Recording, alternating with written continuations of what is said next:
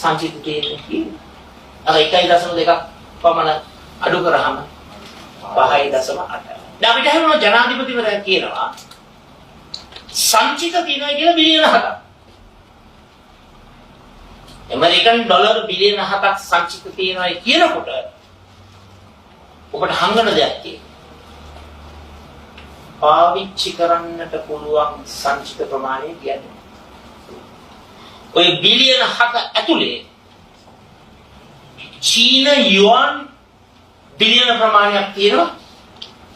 ඒක නිකන් සංචිත මෙච්චරයි කියලා පෙන්නන්න සංචිත කුම්බන්න තියෙන මුදල් ප්‍රමාණය. ඒක භාවිතා කරන්න බෑ. එතකොට සත්‍ය සංචිත ප්‍රමාණය බිලියන 7 නෙවෙයි. ඒකට වැඩි අඩු ප්‍රමාණයක්. එයින් හරියට ගණන් හදලා බලුවොත් බිලියන 1.2ක් විතර අඩු කරන්නේ. ඒ බිලියන 7න් 1.2ක් කියලා අපි අවමයක් කියලා කියමු දල වශයෙන්.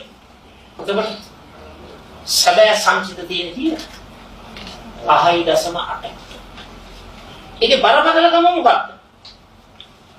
බරපතලකම තමයි ලෝකේ පිළිගැනීමක් තියෙනවා සංචිත ටික මූලික අතුම ගානේ ආවරණය කරන්නට උන මාස 3ක ආනයන.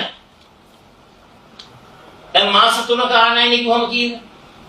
මාසයකට ආනයන වියදම මේ මොහොතේ ඇමරිකන් ඩොලර් බිලියන 2ක්.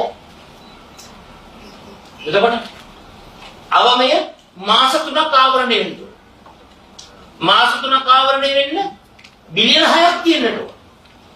ඒ ලොකෝට කියනවා බිලියන 7ක් තියෙනවා කියලා. හැබැයි usable reserves භාවිතා කරන්න පුළුවන් සංචිත තියෙන්නේ අර 1.2ක් පමණ අඩු කරාම 5.8.